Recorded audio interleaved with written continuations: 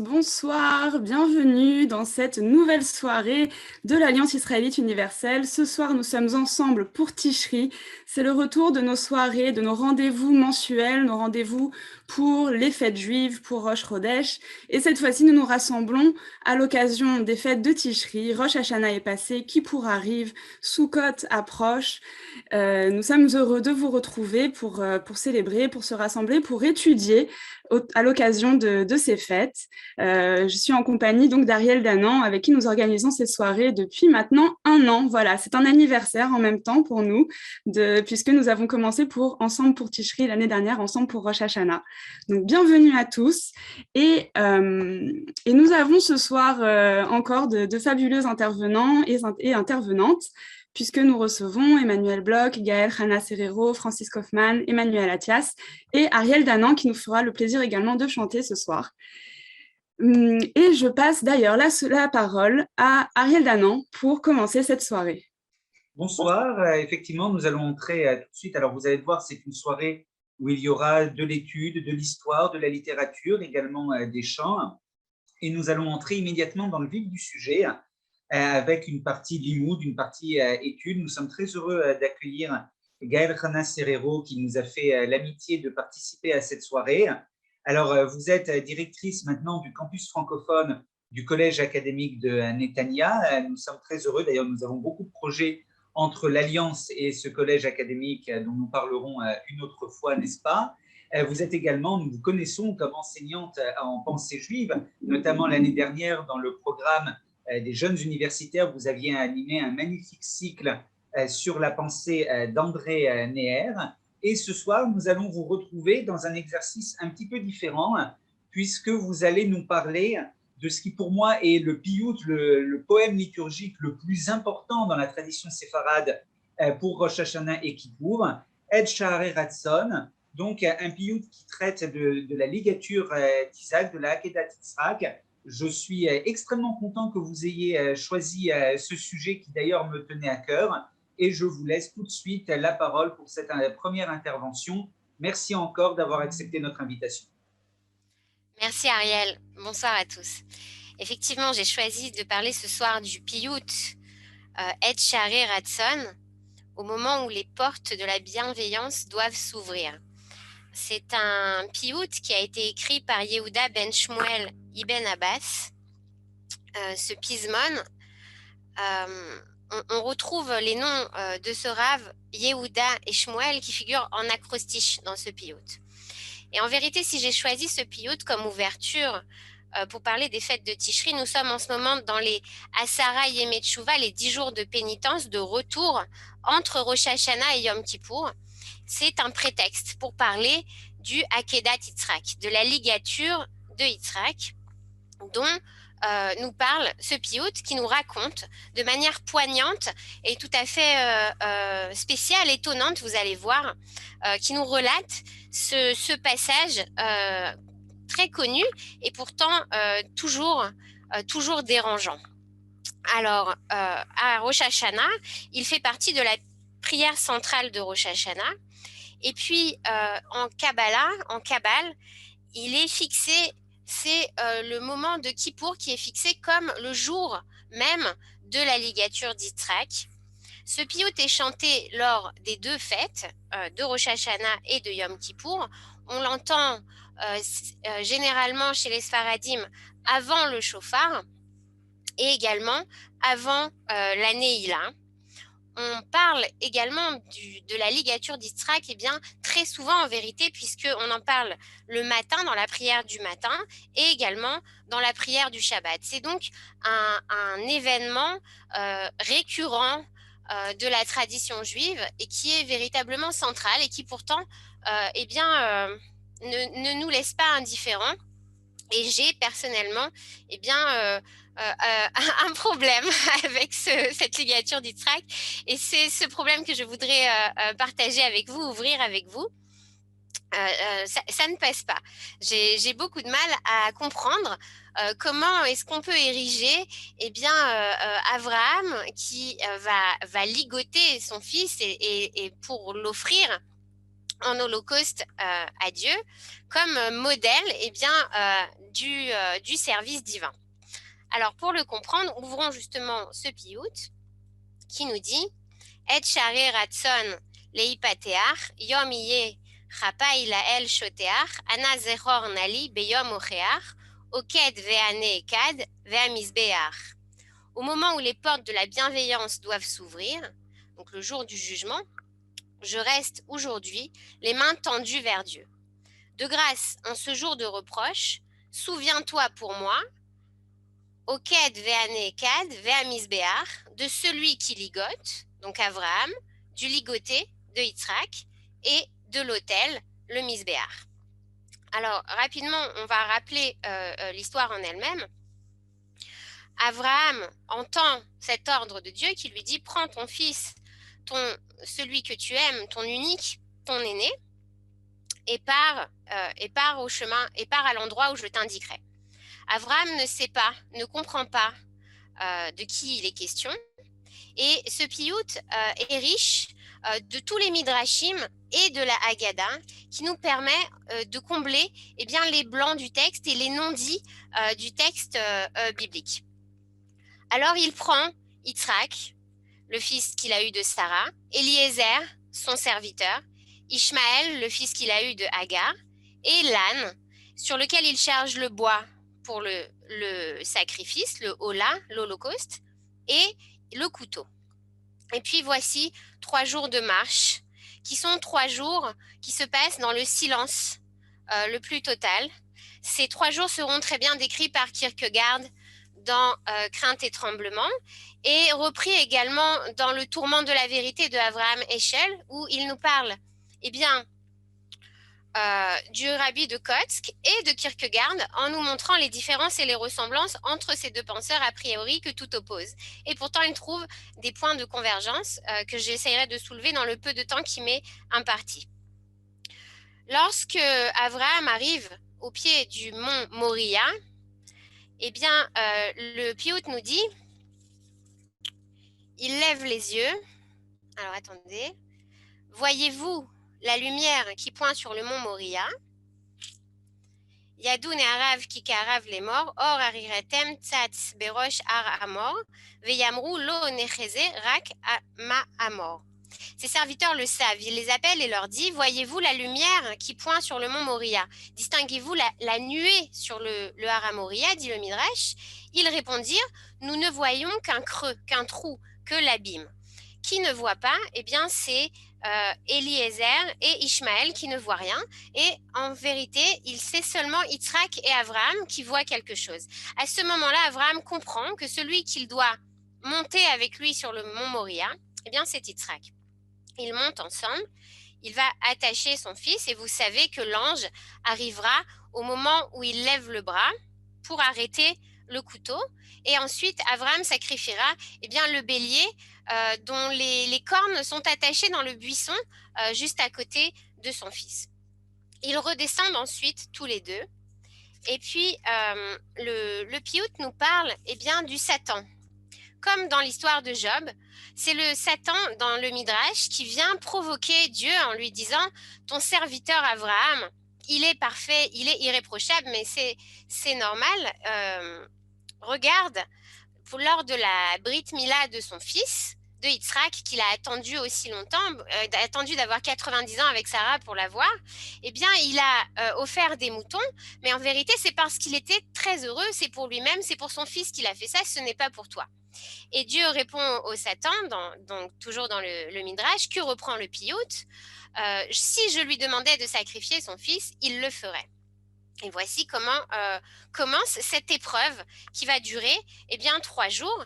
L'épreuve en hébreu, c'est Nes. Nes, ça vient du mot, c'est le mot, l'épreuve, c'est Nisayon, qui vient du mot Nes, le miracle, et qui également donne le mot les hypnoses, l'étendard.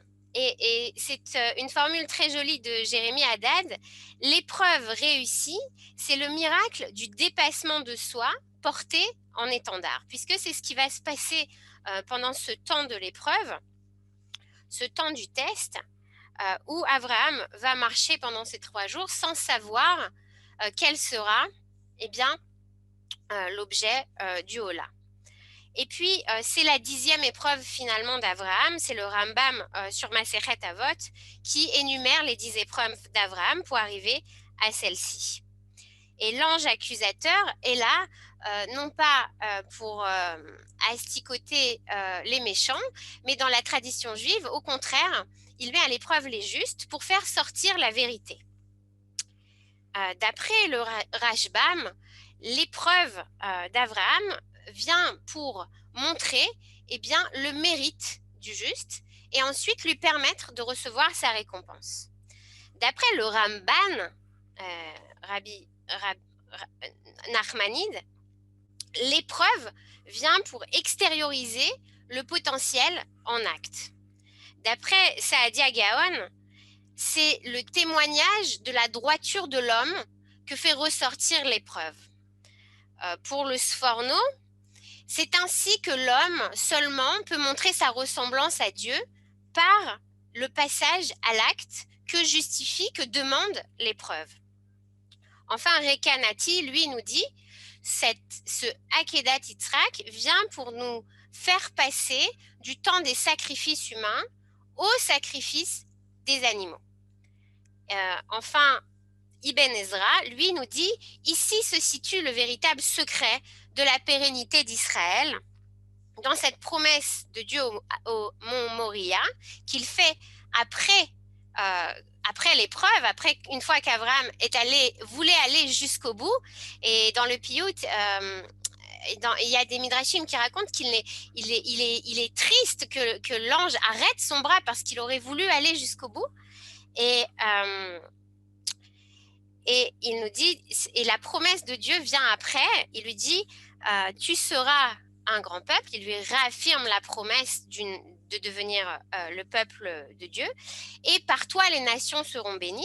Avant le Akedat Yitzhak, les nations reçoivent les bénédictions.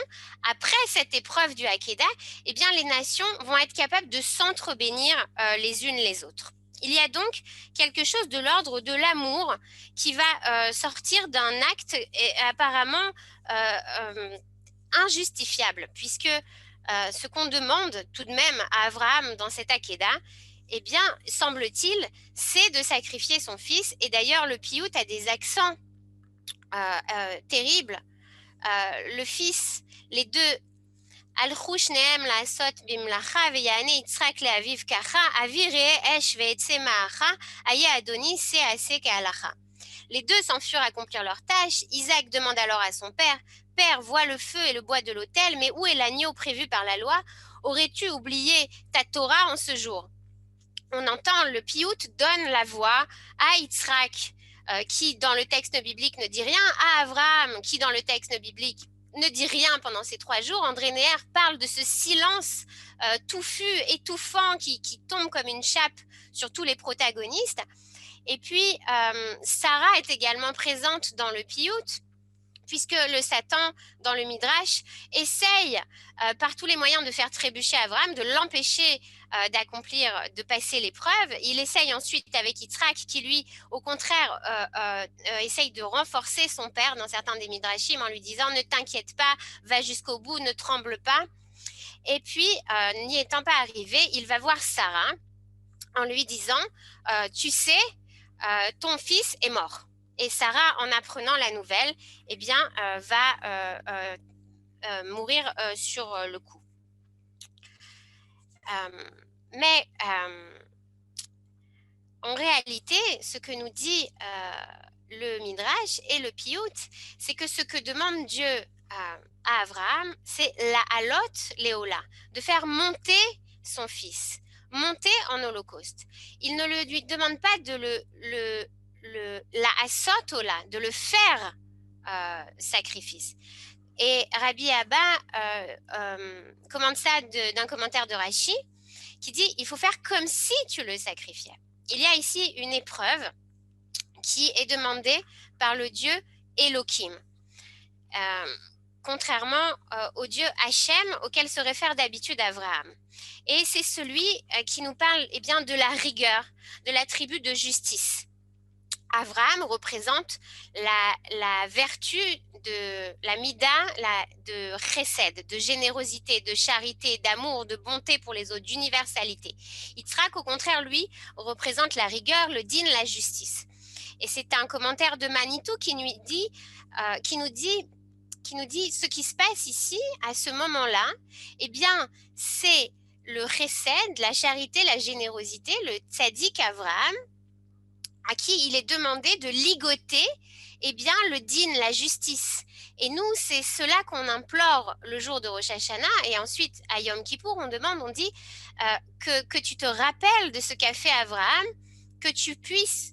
Lui, il a retenu son amour pour ligoter, pour atténuer, pour adoucir la justice, que toi, Dieu, tu atténues ta colère et tu fasses parler, au contraire, eh bien, ton attribut d'amour et de charité envers nous. Et d'ailleurs, Manitou nous dit, le juge, le shofet, il doit être zaken, il doit être vieux, puisque c'est l'attribut justement eh bien, du chesed, de l'amour. Et le jeune, lui, va vouloir le din, la justice, et alors il faut atténuer cela, ce serait le rôle du père envers le fils. Mais il y a quelques secondes encore, et puis je vais laisser la place au suivant. Il se passe pendant cette épreuve une transformation intérieure. C'est ce que dit Manitou. Le chesed attache le din par un acte de rigueur et se force lui-même, force sa nature. Et en vérité, c'est ce qui se passe ici. C'est une très belle phrase de Raphaël Drahi, l'élève de Eliane Amado Lévy Valency, qui disait, attendez, je vous dis exactement, qui nous disait... l'identité juive est cette part d'identité humaine qui accepte d'être mise à l'épreuve, et l'épreuve ayant abouti de révéler à l'identité humaine ce que celle-ci ne pensait pas recéler. Et ici, ce n'est pas une paternité qui va être réalisée dans la filiation, ce n'est pas ça l'épreuve, ça pourrait être ça. Après cette épreuve, Abraham réalise finalement que le fils, l'unique dont on parle, c'est Yitzhak, et que sa tâche sur terre, c'est d'être le père d'Yitzhak. Raphaël Drahi nous dit, ce qui se passe ici, c'est autre chose, c'est la filiation préservée de l'infanticide. Il nous dit juste avant, il y a eu le fratricide surmonté avec Abel et Caïn, le parricide surmonté avec Noé par Shem et Yéphet, et ici c'est l'infanticide qui est de mise à l'époque. On sacrifie son premier-né au Moloch, au dieu idolâtre. Et bien ici, ce qu'on retient et qui n'est pas justement... Parce que l'histoire de la ligature d'Yitzhak apparaît dans le christianisme, apparaît également dans l'islam. Dans le christianisme, eh bien, il y a des midrashim qui nous racontent que Yitzhak va véritablement mourir pour ressusciter. C'est une préfiguration de Jésus. Dans l'islam, c'est Ishmaël qui est ligoté sur l'autel. Mais ici, ce qu'on retient, c'est que il n'a pas été sacrifié. Abraham n'a pas tué son fils. Et c'est un anti-Oedipe, finalement. Il y a donc Raphaël Drahi met l'accent sur l'hyperconscience du père et du fils, et c'est aussi là-dessus que met l'accent le piout que vous allez entendre après chanté par Ariel Danan, qui a des accents de sentiments qui ne sont pas dans le texte, où on découvre les sentiments de chacun des protagonistes, on pleure avec eux dans ce chant lancinant. Eh bien, cette hyperconscience du père et du fils dans le libre arbitre et la volonté affirmée. Donc, Abraham n'aurait pas compris que ce qui lui était demandé, c'était de monter son fils et non pas de le tuer. Mais il y aurait autre chose. Il y a ici finalement quelque chose qui est demandé à Abraham, c'est le sacrifice de l'être, et non pas de l'autre être. C'est Lévinas qui nous dit ça, il nous dit le fils c'est l'être et en même temps l'autre être. Et ici, en vérité, ce qui est demandé à Abraham, c'est le sacrifice de soi-même, puisque tuer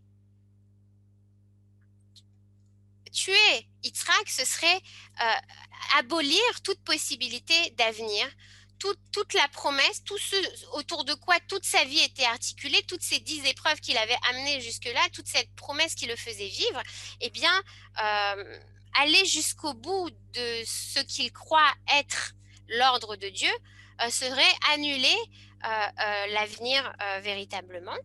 Mais il apprend en fait à renoncer à soi-même et à placer son amour de Dieu au-delà de la crainte. On n'est donc pas, et ça c'est le rabbi de Kotsk, c'est très marquant dans le tourment de la vérité de Avraham Eshel, il dit c'est la différence qu'il y a entre le rabbi de Kotsk et Kierkegaard, qui nous parle de la crainte d'Avraham pendant ces 3 jours, qui pense que le saut dans la foi doit être un saut dans l'absurde. Et le rabbi de Kotsk, lui, nous dit le saut dans l'absurde, c'est le saut qui nous relie à l'amour de Dieu finalement. Mais il reste que les 2 penseurs arrivent à une aporie, à un mystère de Dieu par lequel on entre lorsqu'on entre dans la foi. Et je vais finir avec André Neher qui nous dit non seulement il y a le silence de ces 3 jours de marche, mais après l'épreuve d'Abraham, eh bien, Abraham, et le Piout nous le dit, lorsque Sarah demande à Abraham « Où vas-tu ?» et lui dit « Ne t'inquiète pas, nous allons revenir ». Manitou nous dit c'est peut-être une prophétie d'Abraham qui savait qu'ils allaient redescendre. Ils redescendent du Moria, Yitzhak et Abraham, et à partir de ce moment-là, Marc-André Neher, eh bien, Abraham va entrer dans le silence.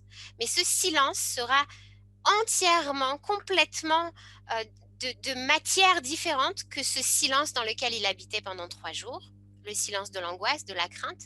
La foi va de pair avec le doute, avec la remise en cause de toutes ces certitudes, avec la possibilité de se donner entièrement. Et pourtant, notre esprit se retient devant une telle pensée. Notre esprit, surtout aujourd'hui, comment est-ce qu'on peut croire une seconde que la foi peut nous mener à des choses aussi extrêmes? Eh bien, André Neher nous dit, il n'a pas sacrifié Yitzhak. Abraham, c'est l'anti-Oedipe et c'est celui qui redescend dans le silence. Pourquoi? Parce que maintenant, Abraham a choisi le silence de l'œuvre. Im Werk. C'est Ernst Bloch qui dit ça.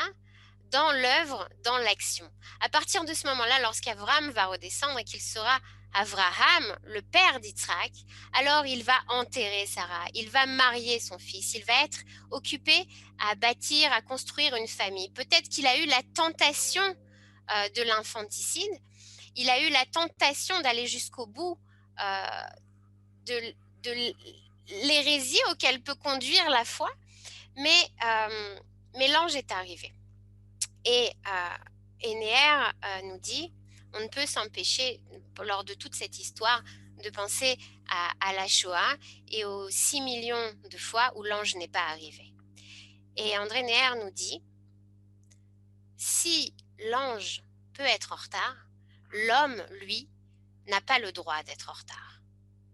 Et il nous propose un bras de fer différent de celui de Kierkegaard ou même, et qui s'apparente plutôt à celui du rabbi de Kotsk, qui dirait, voilà moi, Abraham, jusqu'où je suis capable d'aller pour toi, Dieu. Mais toi, Dieu, jusqu'où es-tu capable d'aller pour nous, les hommes? Et l'épreuve d'Abraham se transforme alors en la mise à l'épreuve de Dieu lui-même. Il est à ce moment-là, dans sa grandeur de miséricorde et non plus dans sa rigueur, capable de se réduire, de se rétracter, de se retirer pour laisser la place à l'homme et d'envoyer l'ange arrêter le bras. Il est capable aussi de ne pas être là. Et les hommes ont comme devoir être de prendre leur responsabilité d'être hommes. Et C'est pourquoi que cette épreuve est un nisayon, ce nes, les hypnoses, ce miracle apporté en étendard du dépassement de soi. Et c'est, je crois, le véritable message de ces fêtes de Tishri, de ce son du chauffard qui nous transperce et qui nous demande de donner au-delà de ce qu'on peut donner. Chaque époque a une signification différente. Aujourd'hui, aucun d'entre nous, heureusement, ne serait capable de penser que ce que Dieu lui demande, c'est d'aller sacrifier son fils. Mais qu'est-ce que nous sommes prêts à faire et jusqu'où nous pouvons aller pour montrer à quel point nous sommes responsables de cette identité juive et humaine par extension. Voilà. Shana Tova, Gmar Khatima Tova. Shana Tova, merci beaucoup Gaël Hana Serrero pour ces enseignements. Et donc, l'homme n'a pas le droit d'être en retard, nous sommes présents. Et alors, on enchaîne directement avec le Piyut et Sha'arei Ratzon que vous nous avez en détail présenté. Et c'est Ariel Danan ce soir qui nous fait le plaisir de l'interpréter dans la tradition de Païtanout marocaine. Ariel, je vous laisse dire quelques mots au sujet de ce Piyut et on vous écoute. Donc ce piyut, Gaël Hana Serrero l'a très bien dit, les Juifs d'Afrique du Nord de manière générale y attachent une grande importance. Et donc là, je vais vous l'interpréter à l'une des manières marocaines, avec un premier air qui est typiquement marocain et qui est ensuite remplacé pour les moments les plus émouvants par un air turc extrêmement ancien, dont je n'ai jamais su comment il était arrivé jusqu'au Maroc dans la deuxième moitié du XXe siècle, mais qui s'est imposé dans à peu près toutes les communautés. עין שערי רצון להיפתח יום יכפיים לנשותך אנא זכורנה לי ביום הוכיח עוקן והנעקד והמזבח שחר והשכים לה הלוך בבוקר ושני נערה וממטה השקר יום השלישינה גאו אל חקר וידמות כבוד ועוד ויקר עמד והתבונן להימשך עוקד והנעקד והמזבח הלכו שניהם לעשות במלאכה ויענה יצחק לאביו ככה אבי ראה אשבה עצי מלאכה איה אדוני שא אשר כהלכה האת ביום זה דעתך שוכח עוקן והנעקד והמזבח שיחו להם מכיסא שון הפנה הבן אשר ילדה ל90 שנה היה לאש ולמאכלת מנה אנא אבקש למנחם אנא תרלינם תבכה ותתייפח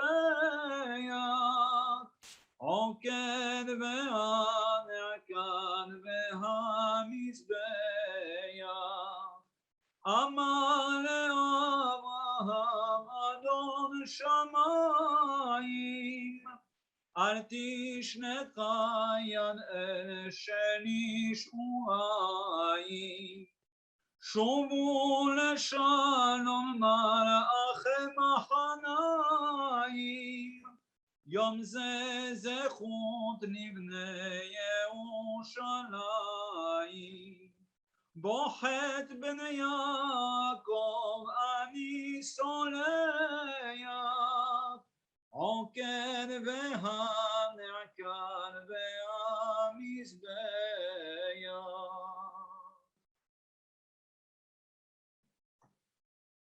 Alors, nous allons passer maintenant à la deuxième intervention de cette soirée en écoutant Emmanuel Attias. Nous avons fait le choix entre les parties d'études et de littérature de vous faire voyager ce soir. C'est quelque chose que nous n'avons plus l'habitude de faire, malheureusement, ces derniers mois. Et avec Emmanuel Attias, nous allons visiter les synagogues. Je le remercie vraiment d'avoir accepté notre invitation. Emmanuel Attias est professeur certifié en histoire-géographie. Il a suivi beaucoup de formations universitaires et il a ce grand mérite, souvent absent, je trouve, chez certains historiens, de savoir exprimer clairement et résumer clairement les questions historiques pour le grand public. Il le fait par des émissions de radio sur des questions historiques, mais également plus spécifiquement de patrimoine, et notamment depuis 2017 avec une page Facebook que certains d'entre vous connaissent peut-être et qui a beaucoup de succès, qui s'appelle Patrimoine et culture du judaïsme, qui a déjà à l'été 2021 plus de 13 000 abonnés. Il est également guide, notamment en Provence. Et aujourd'hui, il va nous présenter deux synagogues. Et la première d'entre elles est la synagogue de Cavaillon. Je remercie vraiment Emmanuel Attias d'avoir accepté notre invitation et je lui laisse tout de suite la parole. Voilà, donc je me permets de présenter aujourd'hui une Cavaillon qui m'est chère, qui fait partie de la région que j'ai faite mienne depuis environ 5 ans et où j'ai l'habitude de mener des groupes à la découverte du patrimoine provençal ou également appelé le patrimoine comtadin. Donc c'est un patrimoine qui a une particularité, c'est que l'architecture de ces synagogues sont quasiment uniques au monde, même si on en retrouve des éléments communs avec les structures synagogales Piémont ou de l'Émilie-Romagne. Il y a des particularités qui sont vraiment propres au sud de la France et qui font toute la spécificité de ces lieux que je vous invite à venir découvrir in situ. Alors, j'ai choisi la synagogue de Cavaillon parce qu'elle a plusieurs particularités qui la rendent véritablement unique en son genre. Alors, tout d'abord, c'est une synagogue qui est particulièrement bien conservée sur les différentes strates de construction. Elle a été amorcée vraisemblablement au XVe siècle, donc c'est une synagogue d'origine médiévale qui a été bâtie donc en 2 étapes principales, selon les archéologues. En 1494 pour la façade arrière, qui est la plus ancienne et qui marque la fin de ce que l'on appelle la carrière juive, qui était délimitée par 2 portes dont on voit à gauche l'un des modèles. C'était une porte qui jadis pouvait être rabattue, fermée le soir pour enfermer les Juifs, puisque au XVIe, XVIIe siècle, il y avait ce que l'on pourrait comparer aux ghettos d'Italie, qui sont un peu plus anciens dans leur forme, mais qui se mettent en place véritablement à l'époque moderne dans toute la Provence, où se sont réfugiés plusieurs communautés juives expulsées du royaume de France. Alors, les Juifs ont été expulsés par les rois de France à la fin du Moyen-Âge, expulsés de Provence en 1501, mais ils ont le droit de continuer à résider dans quelques villes de refuge qui en fait ne font pas partie à ce moment-là du royaume de France et que l'on appelle les Arba Keilot. Donc une appellation que l'on connaît par rapport aux temps antiques, puisqu'il y avait des villes de refuge en Israël. Et bien de la même manière, on a 4 villes qui servent de refuge en Provence, dans les États du pape, aujourd'hui qui sont toutes localisées dans le Vaucluse ou du moins dans la Provence historique. Il y avait donc Carpentras, il y avait Cavaillon, L'Île-sur-la-Sorgue et Avignon dans une moindre mesure, c'est-à-dire les États du pape. Donc ils étaient sous la protection d'une autorité seigneuriale distincte de celle du royaume de France ils étaient sous l'autorité des papes avignonnais et puis ensuite des papes de Rome, une fois que ces derniers sont retournés dans leur lieu d'origine, hein, puisqu'on parle d'une papauté d'Avignon seulement pour la période médiévale. Alors, cette synagogue, on a dit, il reste quelques vestiges de la première période de construction. On a cette tour et puis des pièces en sous-sol dont nous parlerons un peu plus loin. Alors, voici à quoi ressemblait la carrière, qui aujourd'hui s'appelle encore la rue hébraïque. Donc, l'appellation rappelle effectivement que les Juifs étaient contraints de résider dans cet espace très limité, particulièrement exigu, composé seulement de quelques immeubles de 2 à 3 étages et dont il a été conservé l'essentiel des anciennes demeures des 18e et même 19e siècle. La synagogue, quant à elle, dans sa forme actuelle, date du 18e, période révolutionnaire. Elle a été construite entre 1772 et 1774, principalement pour ses fenêtres et la structure intérieure que je vous invite à découvrir dans un instant. Simplement, pour la rue hébraïque, je vous ai mis un exemple un peu plus loin, en Occitanie, la carrière juive de Pézenas, qui vous donne à voir un modèle traditionnel dans tout le sud de la France de ces fameuses carrieras ou carrières juives qui désignaient les formes de ghettos provençaux. Et là, on parle bien de la Provence historique. C'est pour ça que Pézenas, même si cette ville est aujourd'hui localisée dans la région Occitanie, fait partie, selon les historiens, de ce qu'on appelait la Provence historique jadis. Alors, nous rentrons dans la demeure, hein, on s'achemine et dès l'entrée, nous avons ces formes typiquement pré-révolutionnaires qui apparaissent avec un décor floral et une inscription qui surmonte l'entrée principale, localisée au premier étage. Voici la porte de l'Éternel par laquelle entrent les justes.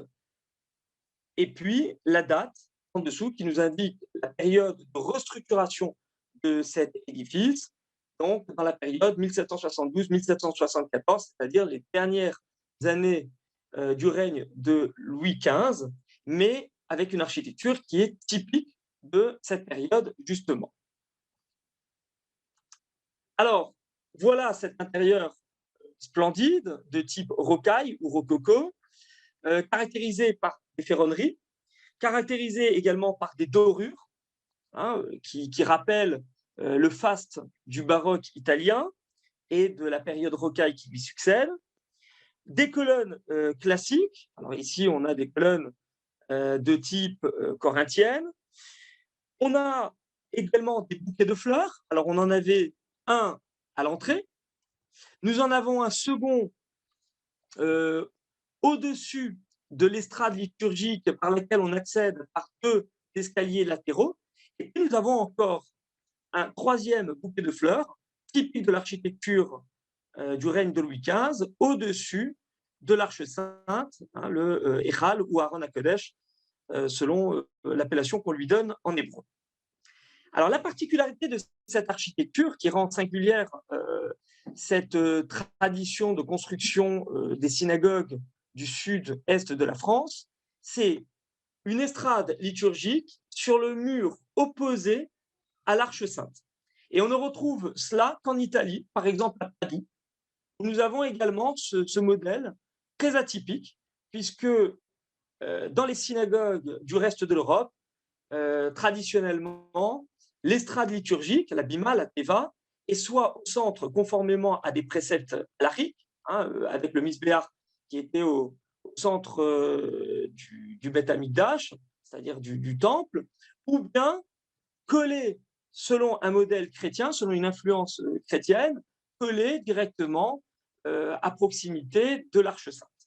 Et là, à l'opposé, on a une estrade liturgique qui est sur le mur qui fait face à l'Arche Sainte, premièrement. Deuxièmement, cette estrade liturgique n'est accessible que par des escaliers particulièrement surélevés et qui étaient destinés à accueillir les notables avec cette position donc, de mise en exergue des participants les plus éminents, le rabbin, les Kabaïm, c'est-à-dire les présidents de communauté, le Chazan, le Baal Koré à la période de Tishri, hein, donc le sonneur du chauffard également avait le droit d'être juché sur ce balcon.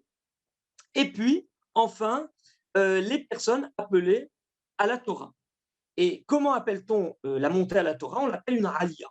Et la traduction qu'on en a donnée en français, c'est une montée. Et là, on voit que la montée liturgique est véritablement marquée par l'action de celui qui est appelé à la Torah, puisqu'il doit gravir ses escaliers.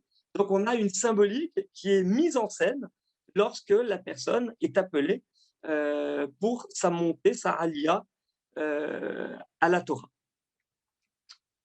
Alors, nous avons également un étage inférieur qui, lui, est dédié aux femmes, qui est au niveau du rez-de-chaussée. Donc, il y a une entrée secondaire, de sorte que les hommes et les femmes ne se croisent jamais. Les hommes passent par un escalier extérieur pour aller au premier étage. Ils se retrouvent dans l'espace principal, particulièrement ornementé, celui que nous voyons donc à gauche, alors que l'espace dédié aux femmes est quant à lui beaucoup plus sobre, beaucoup plus simple, il ne bénéficie d'aucune décoration. Les femmes écoutent la prière par des lattes de bois qui les séparent de l'espace synagogal des hommes, et elles peuvent réaliser toute l'année les chalot et à Pessah les matzot à l'étage inférieur qui est au niveau du rez-de-chaussée, au niveau de la rue, dans 2 fours qui ont été conservés et qui sont localisés aujourd'hui dans la partie muséale de la synagogue, puisque depuis 1963, Cavaillon n'est plus ouverte par la communauté juive, mais a été attribuée à la mairie qui en a l'exclusivité des visites, puisque c'est devenu un musée local, dont nous pouvons voir quelques-unes des vitrines au niveau de l'espace principal, et puis d'autres éléments qui sont conservés dans l'espace des femmes au rez-de-chaussée. Autre particularité de ces synagogues provençales, le fameux Kissé Eliaou suspendu.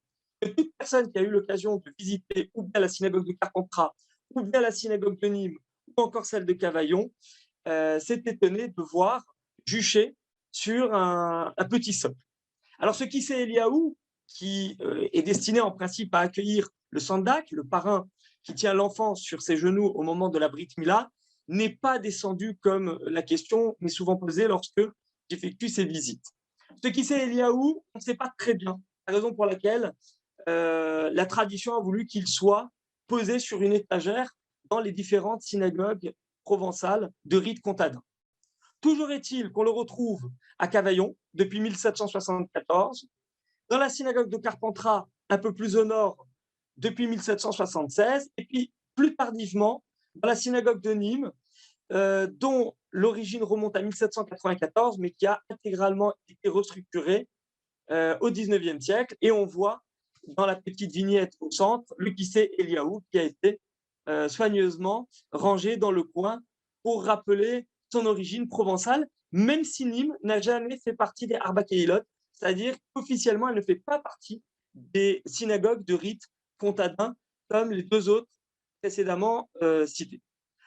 Enfin, parlons de l'espace muséal. Eh bien, la synagogue a été précocement désaffectée au XIXe siècle, faute de fidèles, mais elle n'a pas été démantelée.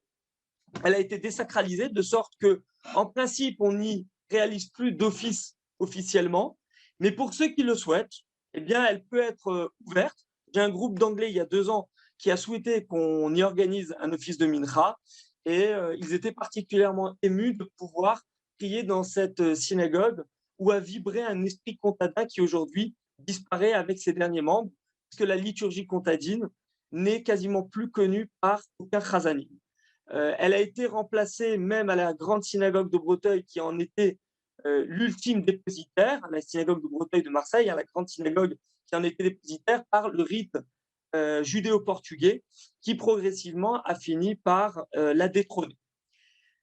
Cette synagogue est bien protégée parce qu'elle a fait l'objet d'un classement au titre des monuments historiques en 1924 et parce qu'il y est conservé un joyau de la culture juive, un des artefacts parmi les plus rares de notre patrimoine juif mondial, une lampe à huile qui a été découverte en 1967 à Orbon, non loin de là, et qui est conservée depuis dans la synagogue de Cavaillon. Cet artefact, donc, c'est une lampe à huile sur laquelle on peut visualiser deux ménorotes qui s'opposent et qui indiquent clairement une appartenance à la communauté juive antique, puisqu'elle a été datée du 1er siècle avant l'ère commune, c'est-à-dire une lampe à huile qui a au minimum 2000 ans, mais qui, comme j'aime à le souligner, n'atteste absolument pas d'une présence juive à Cavaillon ou à Orgon pour autant il y a 2000 ans, même si on aimerait croire. C'est une lampe à huile unique, un artefact inédit qui a été mis au jour donc, dans les années 60, qui atteste que peut-être un juif marchand qui venait de Judée l'a perdu en cet endroit-là. Peut-être qu'il s'agissait d'un explorateur en quête d'un nouveau territoire d'établissement pour les communautés judéennes appelées à quitter leur terre ancestrale, ou bien peut-être simplement un objet volé par un légionnaire anciennement en garnison en Judée et qui ensuite a été contraint de rejoindre une garnison stationnée en Provence, puisque cette région faisait déjà partie des attributions de la République romaine et ensuite de l'Empire de Rome. Et donc, on a un artefact qui atteste peut-être d'une présence juive, mais qui n'indique pas forcément que la communauté juive y est établie depuis 2000 ans. Toujours est-il que les archéologues et les historiens s'accordent à dire que la présence dans le sud de la France est au moins millénaire, pour ne pas dire plus ancienne, peut-être bimillénaire, et je vous invite à venir la découvrir par vous-même et je me ferai un plaisir de vous la faire visiter si vous le souhaitez. Donc, je vous laisse à toutes fins utiles mes coordonnées. Voilà, vous pouvez me retrouver, comme l'a indiqué Ariel Danan, sur Facebook, sur ma chaîne YouTube pour des chroniques hebdomadaires et au travers de mes contacts, soit sous mon mail personnel ou bien par le biais de l'asso PCJ fondé l'année dernière. Je vous remercie. Merci beaucoup Emmanuel Attias. Alors on vous retrouve après pour une deuxième présentation de synagogue. Mais avant ça, on va retrouver Emmanuel Bloch. Alors je veux saluer, avant de passer à l'intervention suivante, le professeur Armand Abécassis qui nous a rejoint. Donc merci d'être là aussi. Emmanuel Bloch, du coup, pour cette seconde intervention de Limoud, en l'occurrence. Emmanuel Bloch, vous êtes avocat et bientôt doctorant en philosophie juive. Et vous nous parlez ce soir depuis New York, n'est-ce pas ? Et vous nous parlez de Yom Kippour, les deux conceptions de la faute. C'est juste. Bonsoir. Merci beaucoup Sandra. Merci beaucoup Ariel pour l'invitation. Alors, je suis bientôt docteur, j'espère, en philosophie juive, puisque j'ai soumis ma thèse maintenant. Et voilà. Alors, bonsoir à tous. Bonsoir aux gens que je connais déjà et que je suis content de retrouver. Bonsoir aux nouveaux amis que je découvre grâce à cette invitation. Nous sommes maintenant dans la période entre Rosh Hashanah et Yom Kippour, ce qu'on appelle Ben Kissé le Hassor, entre ces deux moments particuliers de l'année juive. Mais dans le ressenti religieux de bon nombre de juifs, Yom Kippour, c'est la journée peut-être la plus importante de l'année juive, d'un point de vue intuitif, c'est une idée que l'on ressent. Mais je voudrais souligner à titre d'introduction un point qui passe, je crois, souvent inaperçu. C'est que du point de vue de ces dimensions temporelles, de ces dimensions temporelles, Yom Kippour n'a, pour ainsi dire, jamais cessé de croître dans l'histoire juive. Car lorsqu'on prend la Torah écrite, les versets de la Torah, dans le Tanakh, Yom Kippour, c'est une journée, un seul jour, n'est-ce pas? C'est le 10 du mois de Tishri, le 10 jours du 7e mois, 10e jour du 7e mois. Mais lorsque l'on progresse et qu'on étudie la pensée des sages talmudiques, on observe qu'il y a un lien qui est établi entre Rosh Hashanah et Yom Kippour, ce lien qui n'existait pas dans la Bible et qui existe à partir du Talmud. On appelle cette période les 10 jours redoutables, les Yamim Noraim, les 10 jours de pénitence, comme si quelque part Yom Kippour était déjà anticipé quelque part un petit peu dans une forme atténuée dans les 9 jours qui le précèdent. Et puis, même avant Rosh Hashanah, c'est tout le mois de Elul qui est devenu une période de pénitence. On sonne le chauffard, on récite les slichot. Et puis, une fois que Yom Kippour est terminé, c'est encore Yom Kippour dans certaines prières d'inspiration kabbalistique que l'on récite, par exemple à Hoshana Rabbah, où l'on reprend une nouvelle fois la thématique de la tchouva, de la pénitence. Et donc, Yom Kippour, qui est une seule journée, forme une espèce de centre de gravité au cours de cette période de fête, avec des ramifications dans tout notre agencement temporel pendant ces quelques semaines festives. Et donc, ce soir, je voudrais défendre avec vous l'idée que Yom Kippour a été compris de 2 manières différentes dans le judaïsme. 2 modèles, donc, pour comprendre l'idée de tchouva, l'idée de pardon, et en contrepartie, naturellement, l'idée de faute, l'idée de péché. Ou alors, si vous voulez, pour être peut-être un petit peu plus précis, il y a de nombreuses variations qui existent dans la conceptualisation de Kippour et de la Tchouva, mais ces variations s'articulent toutes autour de 2 grands archétypes, au sens weberien du terme, de ce qu'est Yom Kippour. Et je vais examiner avec vous d'abord le modèle, je crois, le plus classique, celui que probablement nous connaissons tous des discours rabbiniques et de ce que nous avons appris à l'école juive, et puis ensuite passer à l'autre modèle qui est historiquement plus ancien. Et après, nous allons voir que la frontière entre le premier modèle et le deuxième modèle n'est pas étanche, mais que c'est une frontière poreuse et que c'est instaurer ce que je vais appeler une dialectique.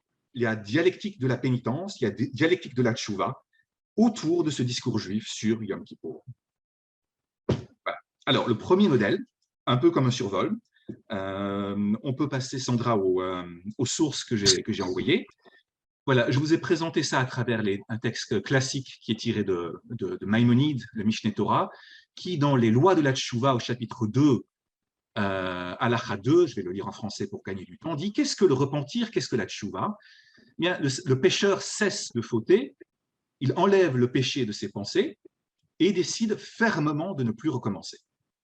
Donc, il devra aussi regretter le passé et il prendra pour témoin celui, Dieu, qui connaît les secrets, qu'il ne répétera plus jamais ce péché. Donc, l'homme prend l'engagement de ne plus jamais recommencer. Et donc, ce n'est pas une conception nouvelle, c'est quelque chose. Donc, le pécheur prend conscience, l'être humain prend conscience de sa faute, il décide de ne plus recommencer, il regrette ses fautes, et donc Dieu témoigne que plus jamais plus jamais il ne va retomber dans la même erreur. À ce moment-là, il a fait tchouva, il a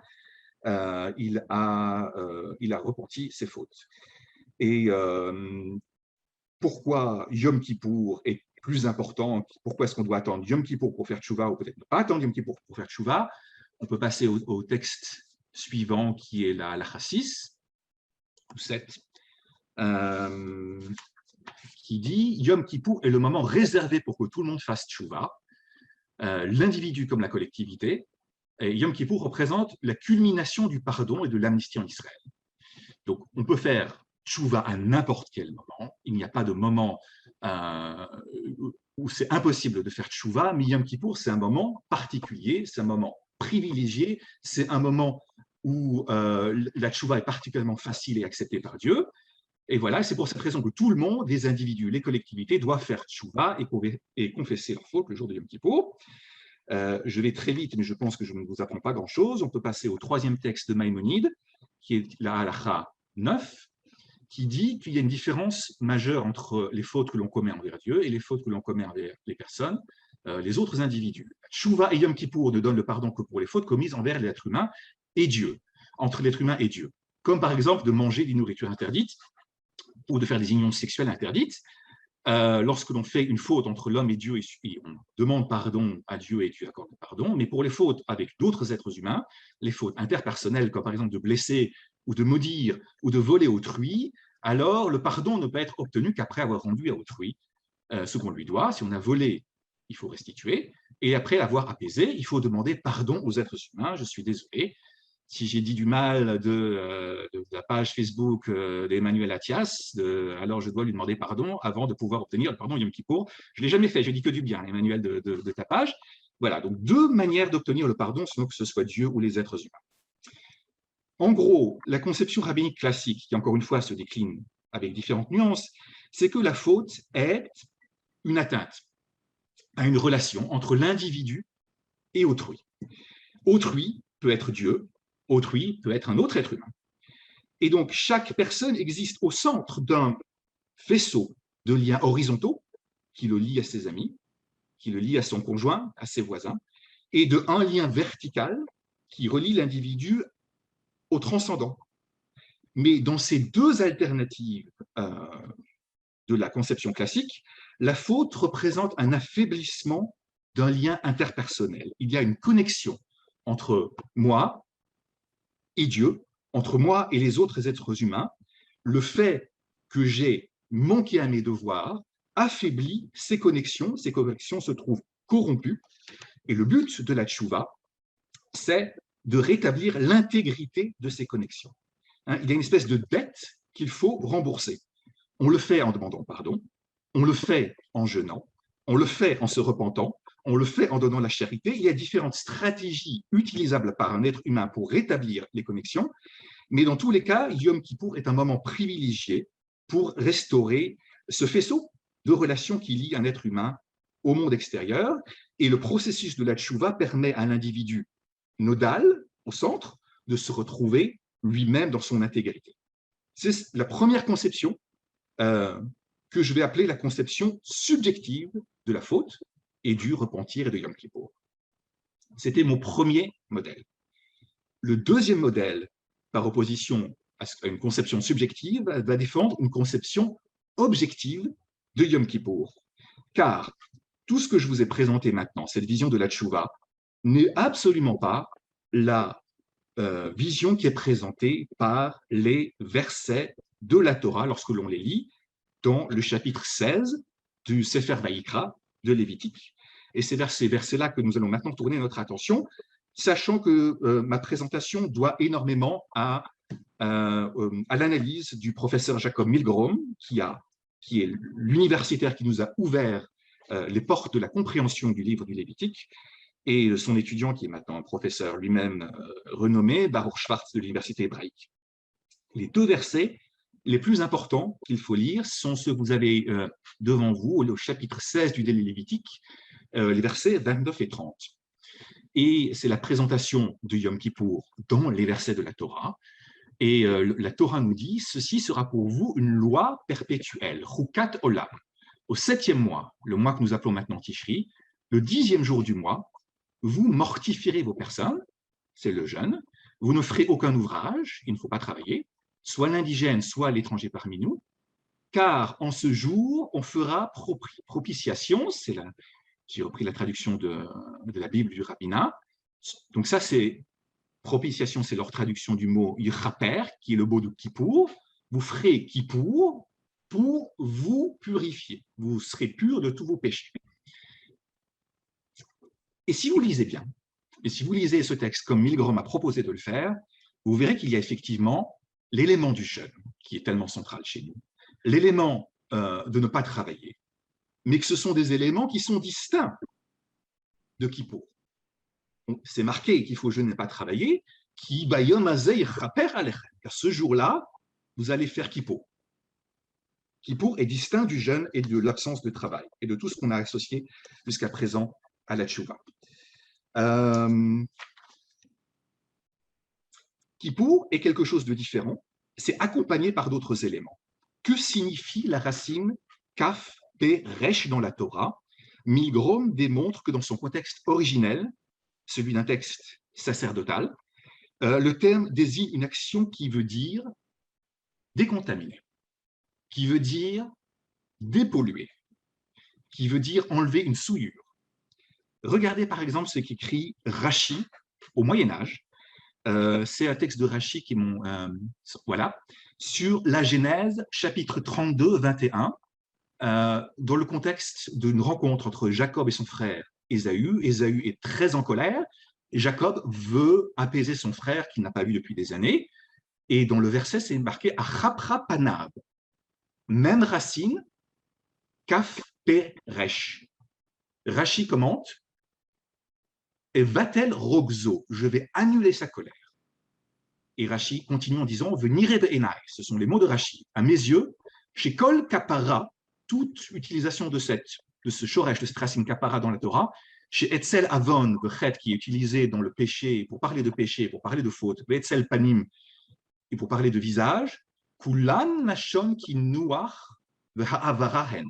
Ce sont toutes des expressions qui signifient nettoyer, qui noir, ou bien ha'avara, faire passer. Et Rashi dit Velashon aramihu, c'est une expression d'origine araméenne. Kaf peresh kippour, nous dit Rashi, c'est un mot araméen.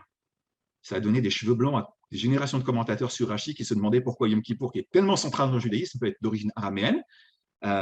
Vous pouvez regarder, s'écrire les super commentaires sur Rashi, mais nos connaissances sémitiques actuelles ont démontré que Rashi avait raison, ou en tout cas qu'il y a des racines sémitiques en acadien à cette racine de kaf peresh. Et donc, effectivement, c'est un mot qui signifie une espèce de nettoyage. C'est plus ou moins la seule manière de lire certains des versets du chapitre 16 du Lévitique. Par exemple, le verset 20, que vous avez également à l'écran, Mikaper et Kodesh, il terminera, le Kohen Gadol terminera d'être mechaper, de purifier, de faire le Kippour, être à Kodesh, Vet Ohel Moed, Vet Amis Beach. Il aura fini de purifier le sanctuaire, la tente d'assignation et l'autel. Bikri Vet Aseir Acha, il va amener le bouc vivant. Le Kohen Gadol est mechaper, il purifie le sanctuaire, la tente d'assignation et l'autel. L'action de Kippour est une action qui n'est pas sur la personne, c'est une action qui porte sur le temple, sur les ustensiles du temple, sur des objets concrets. Pourquoi? Pourquoi faut-il être mechaper pour faire porter l'action de Kippour sur des objets?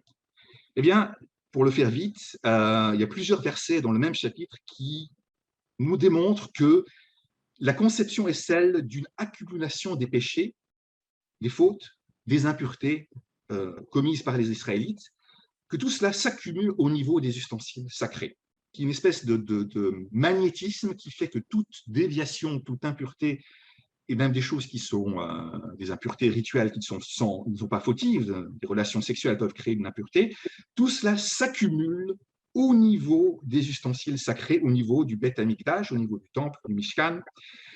Et il faut nettoyer tout le temps. La Torah prévoit des processus de purification réguliers, mais une fois par an, le 7e jour du mois de Tishri, la Torah prescrit un nettoyage, non pas de Pessah, mais un nettoyage intégral, un nettoyage de Kippour.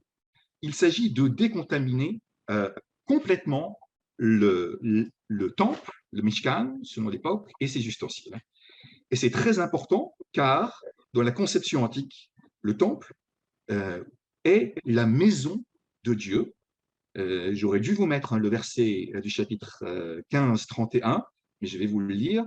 Ce verset dit « Vous devez éloigner les enfants d'Israël de ce qui pourrait les souiller, afin qu'ils n'encourent point la mort par leur contamination, en souillant ma demeure qui est au milieu d'eux. » Donc, la conception, qui n'était pas seulement une conception dans la Torah, était que dans le monde antique, les temples étaient conçus, étaient construits, fonctionnaient au quotidien comme la résidence de la divinité. Dieu résidait dans ce monde, dans son temple, c'était la maison de Dieu, c'était là où la présence divine résidait sur terre. Vous connaissez probablement tous le verset de l'Exode, chapitre 25, qui dit « Shachanti betocham » j'habiterai parmi eux. C'est exactement cette même conception qui est reflétée là. Le concept de base est que Dieu accepte de résider au milieu de la collectivité humaine, mais que pour cela, il faut que sa résidence soit adéquate. Il faut que sa résidence ne soit pas polluée par les fautes, sinon la divinité quitte la collectivité humaine. Et lorsque Dieu ne réside plus parmi les hommes, eh bien, les humains sont perdus, sont livrés à eux-mêmes. Et donc, tel que présenté par Jacob Milgrom, la fonction biblique du Kippour est d'assurer à intervalles réguliers de purifier la résidence divine de toutes ces tâches accumulées, de toutes ces souillures, afin de permettre que la protection divine réside au milieu du camp d'Israël, assure sa protection, assure sa prospérité. Voilà, ça c'était la deuxième conception, la conception biblique, la faute comme une pollution du temple, par opposition à notre première conception rabbinique talmudique par laquelle nous avons commencé. La première conception est une atteinte subjective qui touche une personne dont ses liens avec Dieu et autrui. Le Lévitique présente la faute comme une atteinte touchant l'endroit, touchant le lieu du sacré et menaçant de faire quitter la présence divine et de la faire partir de la collectivité humaine. Et donc, nous avons là deux modèles très différents de ce qu'est Yom Kippour, de ce qu'est la Tchouva, de ce qu'est la faute, et chaque modèle avec des conséquences immenses. On pourrait passer réellement des heures à comparer chaque détail de ces deux modèles. Mais je voudrais conclure par un troisième volet et dire qu'il y a entre ces deux modèles non pas un mur de béton, non pas une frontière étanche, mais un rapport de tension, et que ces deux modèles vivent ensemble d'une façon beaucoup plus complexe que ce que l'on pourrait croire. Car dans le récit de la Torah, il y a des éléments qui ont, comment dire, dans la conception objective, il y a déjà comme des premiers prémices d'une conception subjective. Il y a des éléments qui ont servi de pont vers le modèle subjectif, et je vais en noter trois. Là encore, en m'inspirant de Milgrom, le premier élément, c'est que le récit de la Torah est un récit qui refuse le démoniaque, la présence des démons. Dans les autres cultures du Moyen-Orient antique, nettoyer la maison de Dieu, c'était lutter contre l'atteinte de ces présences maléfiques, l'atteinte des démons. C'était les démons, les forces du mal qui polluaient la maison de Dieu, et le nettoyage permettait de rétablir l'innocence, l'intégrité de la présence divine en luttant contre le démoniaque. Dans la Torah, dans le récit du Lévitique, là, il y a une référence cachée au démon, mais elle est récupérée et déviée de son contexte premier, contexte que l'on retrouve chez les Babyloniens et chez les Hittites. Dans la Torah, le mot Seir, le bouc Seir la Azazel, est probablement un jeu de mots. Le mot Seir peut être lu aussi comme une référence au démoniaque, mais le but de la procédure telle que décrite par la Torah du bouc émissaire, le Seir la Azazel, c'est de transférer des fautes humaines, les fautes humaines les plus graves, celles qui sont le plus difficiles à nettoyer.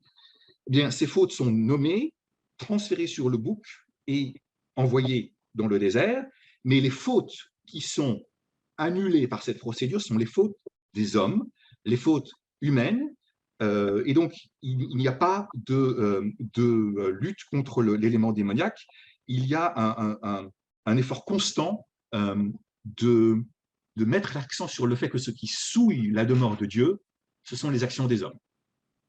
Donc un premier aperçu de subjectivité humaine, d'action humaine dans ce rituel de Yom Kippour.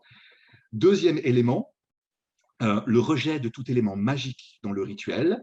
Yom Kippour biblique n'étant pas une espèce de hocus pocus qui fonctionne sans l'implication des êtres humains.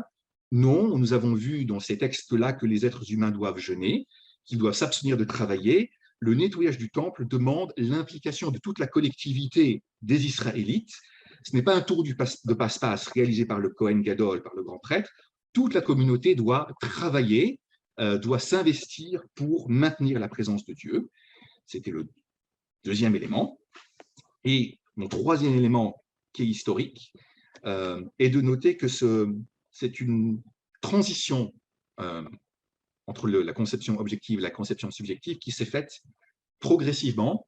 La première mention que l'on a retrouvée de la vision subjective de la Tchouva, ce n'est pas dans le Talmud, ce n'est pas dans la Mishnah, c'est dans un livre qu'on appelle le livre des Jubilés, qui est un livre qui n'a pas été retenu par le canon biblique, le Sefer HaYovlim, au chapitre 5 de ce livre, verset 17. il est indiqué que les personnes, les Israélites doivent revenir vers Dieu. Il n'y a plus cet aspect de purifier le temple, pour une raison sans doute évidente, quand on prend conscience que le livre des Jubilés était un livre sectaire. C'était un livre qui n'était pas reconnu comme d'origine inspiré par les cercles qui étaient autour du temple. C'était un groupe de juifs de l'époque antique qui vivaient en marge et qui n'avaient pas vraiment accès au temple. Et on voit que dès que le temple est au second plan dans la pratique rituelle, on voit qu'il y a cette passation progressive de la conception objective fondée sur la sainteté de l'endroit et le nettoyage de l'endroit vers le modèle subjectif fondé sur l'intériorité humaine, l'intégrité de la personne. Et donc, la destruction du temple en l'an 70 a procédé quelque part au même phénomène de transition de l'objectif au subjectif. Il y avait déjà des passerelles qui existaient. Ces passerelles ont été utilisées par la pensée rabbinique. Et en contrepartie, s'il y avait des passerelles entre le modèle objectif et le modèle subjectif, dans la vision subjective, il reste encore des éléments qui relèvent de l'ancien modèle. Nous avons des enseignements talmudiques, comme par exemple l'un qui nous dit « Yom Kippour, Etzem Hayom Mechaper ». Le jour même du Yom Kippour apporte le pardon, apporte la kapara. Pour certains rabbins du Talmud, même pour ceux qui ne font pas de tchouva, même pour ceux qui ne jeûnent pas, même pour ceux qui ne font rien du tout, le simple fait de traverser les 24 heures de Yom Kippour apporte un certain pardon. Je suggère de lire ceci comme étant un élément restant résiduel d'une conception plus ancienne de ce qu'est Yom Kippour. Et donc, au final, le judaïsme a deux grands modèles de ce qu'est Yom Kippour. Le modèle biblique et le modèle rabbinique, pour le dire très rapidement. Le modèle biblique dans lequel il s'agit de purifier l'endroit, de s'assurer que la collectivité humaine a un endroit sacré qui permet d'abriter la présence divine.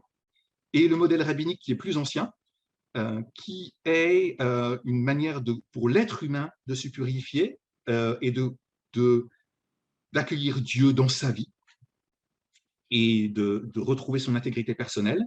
Ces deux visions ne sont pas exclusives, mais vivent dans une espèce de rapport complexe.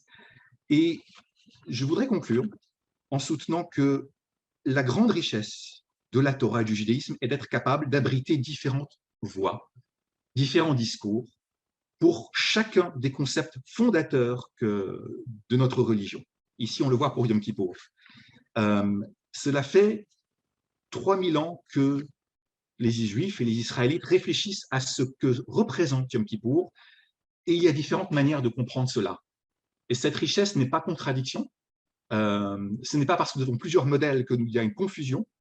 Ça nous permet, au contraire, d'articuler à chaque génération, en puisant dans des textes anciens, de nouvelles visions qui nous parlent en 2021 aussi.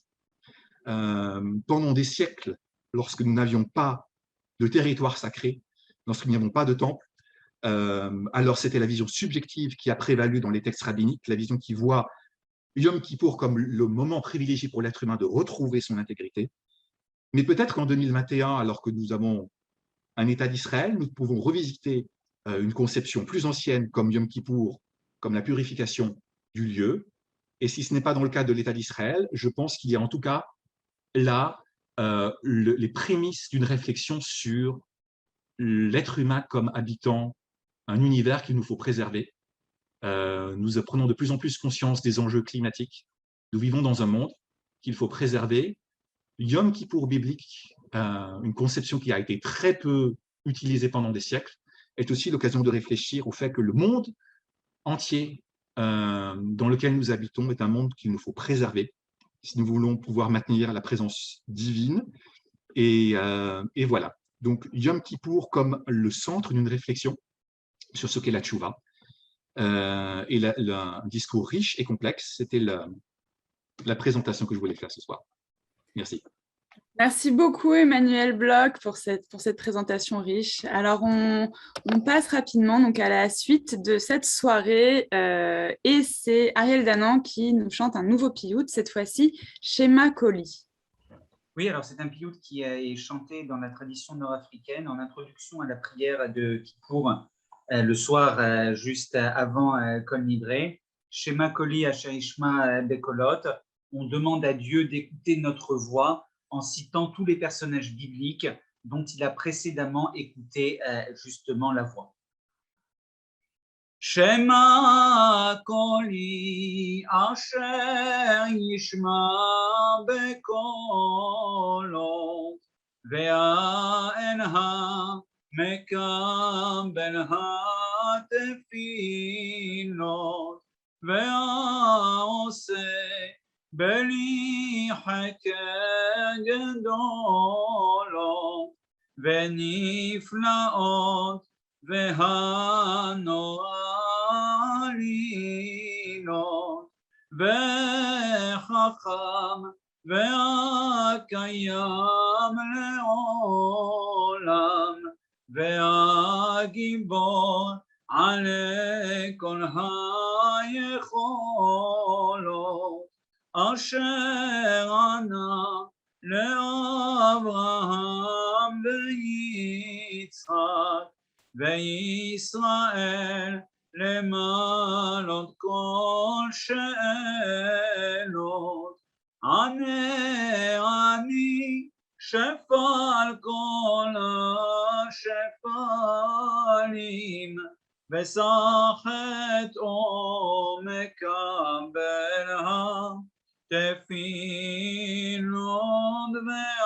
וארכנה ברחמך שנותיו, בצווה כל שאלותיו, למעלות ותחשוב כל תפילותיו כתורת, לפניך כקורבנות, ועולות והאל מקבל התפילות, שמע קולי אשר ישמע בקולו.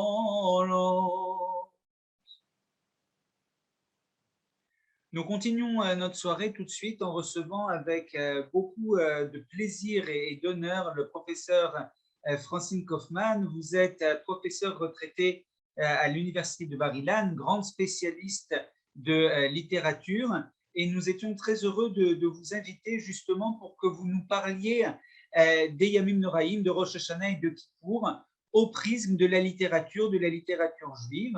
Je vais vous laisser tout de suite la parole en vous remerciant encore une fois et en disant qu'en introduction, quand nous étions en train de préparer la soirée, vous nous avez dit que vous alliez nous présenter un inédit d'Agnon en français et nous sommes extrêmement impatients de vous écouter. Merci encore. Eh bien, bonsoir à tous, Ratima Tova, c'est un grand plaisir de me retrouver avec vous tous pour célébrer ces fêtes. Et évidemment, si vous me demandez de parler de littérature, il ne s'agit pas de la littérature hébraïque ancienne, mais la littérature moderne. Et j'ai essayé de faire un parcours de tout ce que je connais de la littérature qui porte sur les fêtes. C'est tout à fait énorme. Effectivement, je vous ai traduit un texte inédit d'Agnon. Mais juste avant, je voudrais évoquer les débuts de la littérature moderne avec la Haskalah, c'est-à-dire le siècle des Lumières, où le yiddish et l'hébreu sont encore en concurrence pour créer une littérature juive moderne, enfin justement hébraïque ou yiddish. Dans d'autres pays, il y avait d'autres langues juives, mais l'idée de créer une vraie littérature genre littérature européenne est née à l'époque de la Haskalah, donc fin du XVIIIe siècle, milieu du XVIIIe, fin du XVIIIe, XIXe siècle. Et un des tout premiers textes que je ne vais pas vous lire, mais que je trouve très, très significatif, est un texte de Yitzhak Leibush Peretz, qui est né en 1852 en Pologne et qui rédige des récits, dont celui du rabbi de Nemirov qui disparaît durant les journées des Slichot, et tous ses fidèles, parce qu'on est dans le chassidisme encore naissant, se demandent s'il ne va pas au ciel directement pour invoquer le pardon pour ses fidèles. Et il y a des opposants au chassidisme, on les appelle parfois Litvak, les Lituaniens.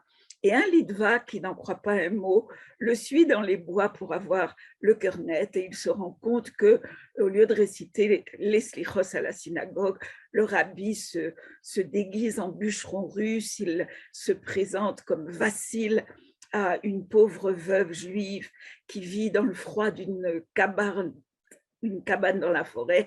Il coupe du bois, il lui dit qu'il va lui prêter, même si elle n'a pas d'argent pour payer, il lui allume le feu.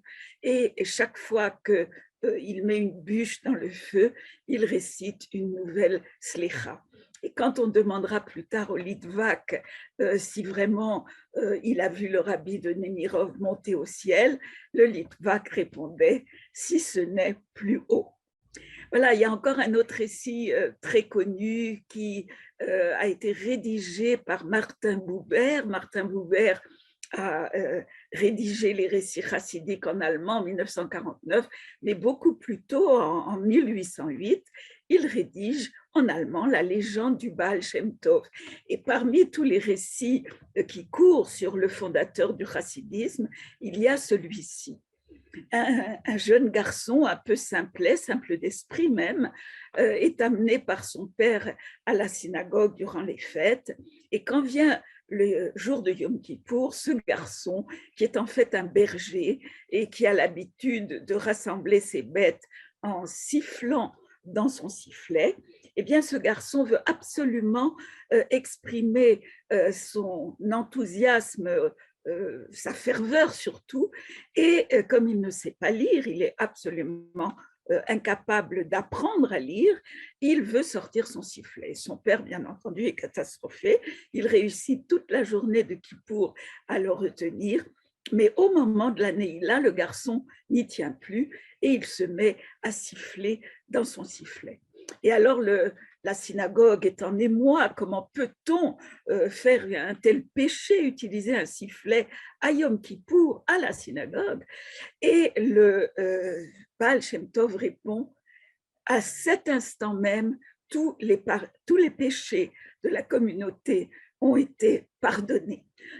Là aussi, je trouve que c'est une approche très humaine de la fête de Yom Kippour. Et je vous parlais d'Agnon, dont j'ai retrouvé un texte à l'occasion de cette soirée.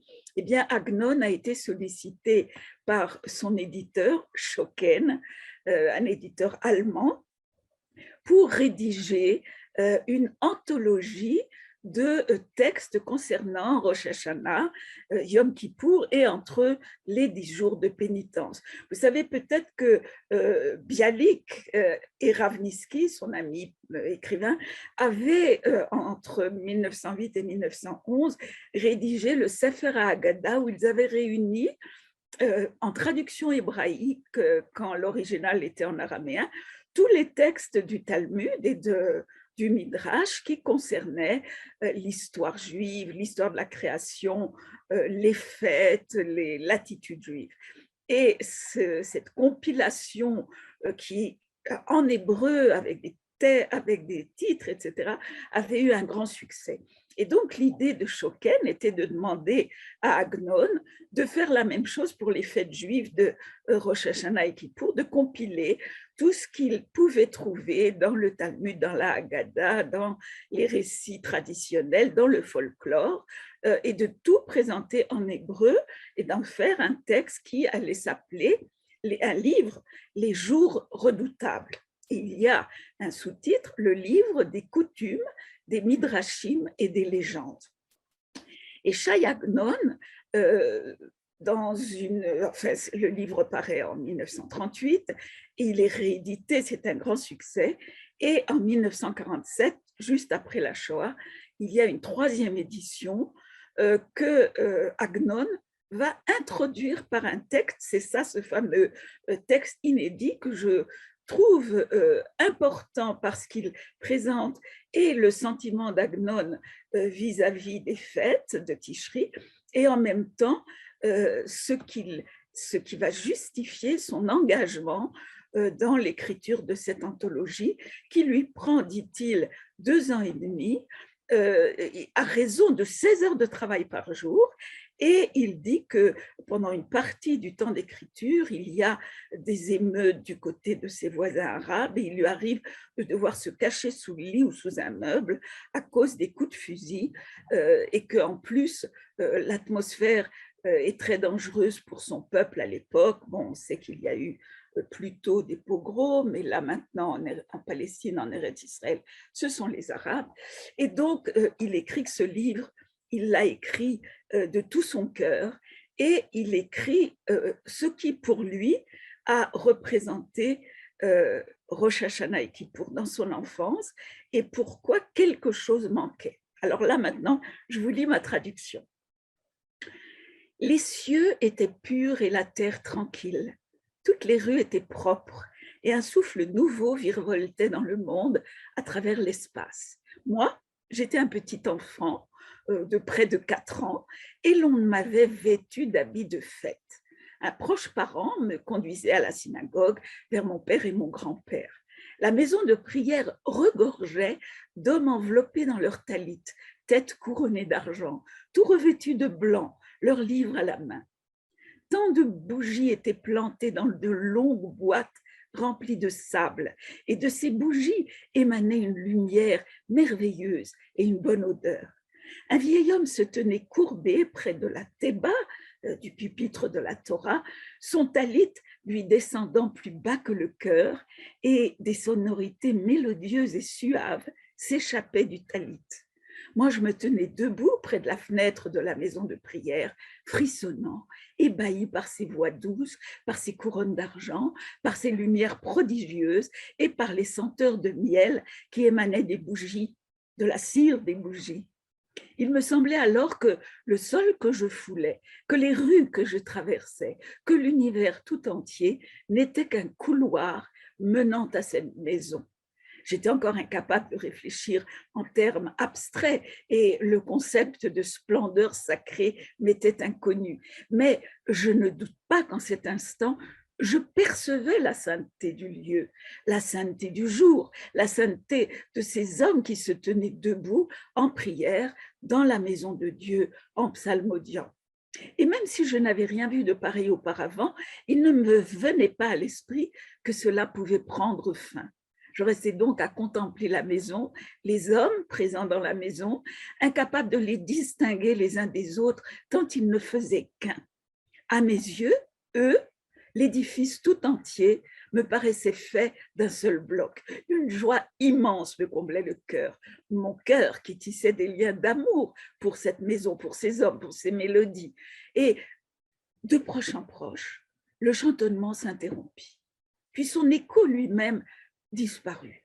Mon âme se froissa soudain. J'éclatai en profonds sanglots. Mon père et mon grand-père s'affolèrent. Les gens se pressaient pour me consoler. Quant à mes larmes, elles roulaient, elles enflaient au fond de mes sanglots. Chacun demandait « Qui a fait pleurer l'enfant ?» Et chacun répondait « Dieu seul le sait. » Je vais maintenant vous raconter ce qui a provoqué mes pleurs. À l'instant même où la prière prit fin, le bloc compact s'effrita soudain. Certains enlevaient leur talit dessus leur tête, d'autres se mirent à bavarder entre eux. Ceux pour qui je m'étais pris d'amour changèrent soudain de visage, abîmèrent leur splendide apparence, la figure de la maison, la couleur du jour. C'est de cela que mon cœur s'était affligé et c'est pour cela que j'étais secouée de sanglots. Les années ont passé, mais je conserve toujours au fond du cœur cet émerveillement et tout ensemble cette douleur. Année après année, Chaque fois que je vois l'assemblée des Juifs tout enveloppée de blancheur, prête à s'envoler comme des séraphins, et que leurs visages perdent alors de leur extase pour redevenir figures profanes, mon âme se froisse comme elle s'était froissée ce jour-là. Combien de fois me suis-je demandé, seuls les hymnes et les prières rattachent les enfants d'Israël à leur Père qui est aux cieux? Et comment se peut-il qu'un peuple saint, au cours de cette journée sainte, soit en mesure d'abolir la sainteté de ces jours par des niaiseries, des conversations insipides, des jours qui ne reviendront plus, des heures sans retour? Comment peut-on les dépouiller de leurs ornements? Il existe certes des hommes réfléchis, capables de ne pas se laisser distraire, ne serait-ce qu'un instant, de la spécificité de ces moments uniques. Mais que fera l'homme simple qui n'a pas en lui la constance nécessaire pour se maintenir à ces hauteurs auxquelles il parvient quand il se recueille auprès de son Créateur? Et n'est-ce pas cette acuité de la présence divine qui fait notre force? Et l'on doit se demander sans cesse comment trouver la voie vers lui, béni soit-il, à plus forte raison durant les 10 jours de pénitence où le Saint béni soit-elle se laisse trouver par qui le cherche. Il ne faut surtout pas que ce temps offert pour le bonheur du peuple juif soit gaspillé pour rien. Et c'est en réfléchissant à tout cela que j'ai eu l'idée de rédiger un hymne à la gloire de ces jours redoutables que nous aimons tant, pour que tout un chacun puisse se plonger dans cet ouvrage durant les pauses, c'est-à-dire entre deux prières, et y trouver l'inspiration.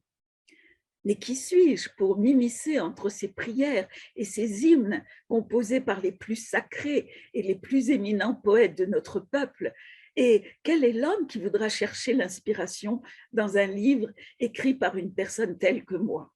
J'y ai donc renoncé. Mais tous les ans, en arrivant à ces temps de miséricorde, de pardon, je compulsais des livres pour y apprendre ce que Dieu attend de notre peuple. Et je grappillais tout ce qui me semblait beau et bon, tant et si bien que j'ai fini par recopier et mettre bout à bout ces perles et les rassembler dans un livre destiné à ces temps de miséricorde et de pardon, à Rosh Hashanah, à Yom Kippour et aux jours qui les séparent. Loué soit Dieu qui m'a permis de mener à bien mon projet. Il en résulte ce nouveau livre rempli de sagesse ancienne tirée de la Torah écrite et de la Torah orale. Et s'il m'est arrivé d'y ajouter de ma plume, c'est comme un artisan à qui l'on a confié une pièce de soie et qui y insère quelques-uns de ses propres fils. Voilà le texte d'Agnon, mais si vous me permettez, je voudrais passer à une autre tribu dispersée, celle des Juifs d'Algérie, parce que j'ai retrouvé dans l'anthologie, dans la biographie d'André Chouraki, né en 1917 à Ein Mouchen, une lettre de son grand-père, Abraham Meyer, dit Baba, son grand-père maternel. Et ce grand-père écrivait tout en arabe, mais en caractère hébraïque. Et à la fin de la Seconde Guerre mondiale, en 1918, en septembre 1918, il écrit à son fils Mahlouf Meyer, qui est encore mobilisé. Vous allez entendre la tonalité des fêtes de Tishri chez les Juifs d'Algérie. À l'ami de mon âme, mon souffle, mon fils, mon chéri, la lumière de mes yeux, le Seigneur Mahlouf Meyer, que son roc le garde et le vivifie, de ma part à moi, le sous-signé. Je te salue fort. La raison de ces lignes, eh bien aujourd'hui, dimanche, c'est la veille de Kippour. Nous regrettons ton absence, celle de tes frères. L'an prochain sera meilleur que cette année-là. La paix sera rétablie dans le monde entier. Tu reviendras indemne, intact dans ton corps et tout ton être. Tu seras accompagné par ton épouse avec l'aide d'Élohim. Tes frères reviendront intacts, indemnes dans leur corps et tout leur être. Vous serez chez vous, dans vos maisons, tous réunis autour de moi. Et moi, je serai vivant, intact, indemne, vigoureux. Je serai à vos côtés et vous serez réunis autour de moi avec l'aide d'Élohim par les mérites de mes ancêtres, les saints Abraham, Isaac et Jacob, Moshe et Aaron, David et Salomon, par les mérites du Maître, notre saint Rabbi Yehuda, par les mérites des saints rabbis maghrébins, Rashbaz, Ribash, Ephraim Enkawa, par les mérites des sages de la Bible, par les mérites des prophètes, des enseignants, des prédicateurs, des justes, des adorateurs, des intègres, des rabbis qui ont transité par le monde, par le mérite enfin de notre saint Rabbi Meir, le faiseur de miracles, lui dont le mérite est notre bouclier, lui chez qui vous êtes assurés, toi et tes frères, il intercédera pour vous auprès d'Élohim et vous serez inscrits dans le livre de la vie, vous serez sauvés, ainsi soit-il. Et André Chouraki termine par « Et il en fut ainsi ». Et si j'ai encore quelques minutes, je voudrais changer de diaspora et passer à la diaspora alsacienne qui a été très souvent chantée et dont Claude Vigée, qui l'évoque dans presque toute son œuvre, fait une sorte de résumé dans sa biographie qu'il a appelée « Le panier de houblon ». Et c'est aux éditions La Thèse, paru en 1994. Il y a ces deux branches très distinctes, la branche maternelle, enracinée dans l'Alsace rurale. Les grands-parents maternels sont Léopold et Sarah Meyer, encore plus ou moins pratiquants, et ils vont à la synagogue. Et je ne peux manquer de vous lire un extrait de ce passage à la synagogue où le rabbi à Moussaf est relevé par son assistant, qui est un marchand de bestiaux, qui est énorme, qui a d'énormes yeux noirs et qui a une voix surtout de basse, retentissante et crivigée comme celle d'un taureau en colère. Dès que le diacre Feivel Nathan Segal prenait dans la synagogue en fait la relève de notre Chazan Abraham, on constatait sa présence d'un bout de la ville à l'autre. Les gentils, avertis dans tous les quartiers, se disaient en entendant retentir l'écho viril de sa voix de basse, de la placette des Arbres Verts jusqu'au coin des Pâtres. Ah, voilà déjà l'heure du moussaf des fêtes, c'est le père Nathan qui se met à beugler. Quand Reb Feivel et Nathan chantaient l'hymne sublime, c'est à nous de louer le maître de toutes choses. Debout sur l'estrade à 3 degrés du temple, un véritable tremblement de terre secouait les fondations de notre petite cité. C'était comme si Dieu, tenant du Sinaï, était redescendu dans la plaine d'Alsace pour la circonstance. Chez nous, avoir de la religion gardait sa sève et son sens. Je pourrais vous lire bien d'autres choses sur les artères qui enflent de Reb Feivel, maître des sonneries du chauffard, et de l'effet de son cri rauque et déchirant, mais je voudrais aussi terminer par la grand-mère paternelle de Claude Vigée, elle qui se présente, surtout depuis qu'elle est veuve, comme une libre penseuse auquel aucun rite n'agrée et qui pour, avec son autre ami libre penseur et bourgeois comme elle, l'ami Lévy. Et tous deux, vous allez écouter ce qu'ils font, s'attablent à Yom Kippour et ils provoquaient en fait la communauté en se délectant. Et je vous lis ce qui se passe. Nos 2 compères consommèrent la choucroute au lard avec un appétit exacerbé par le sens exquis du péché mortel qu'ils commettaient ainsi en violant de manière aussi flagrante la loi de Moïse, notre maître. Comme le souligne un dicton toujours en vogue parmi les Juifs de Basse-Alsace, si tu t'empiffres de cochon, au moins qu'il soit bien gras. Grand-mère Coralie et l'ami Lévy auraient-ils pratiqué sans le savoir une méthode inédite d'homéopathie spirituelle. Et il faut dire qu'en plus des comme dessert, après les saucisses à l'ail et l'ail de Brumath et au jambon, il dévorait une délicieuse tarte au fromage blanc. On ne pouvait pas aller plus loin dans le sens des lumières voltairiennes, disant le mépris affiché de la tradition juive la plus élémentaire. Voilà, c'était la voix d'un Alsacien, Claude Vigée, après l'Algérien français André Chouraki, et après Agnon, Peretz et Boubert. Bonne fête. Merci beaucoup Francine Kaufmann. Alors merci pour ces inédits notamment. Et on continue, on va vers la fin de cette soirée et on retrouve Emmanuel Attias pour une nouvelle visite de synagogue.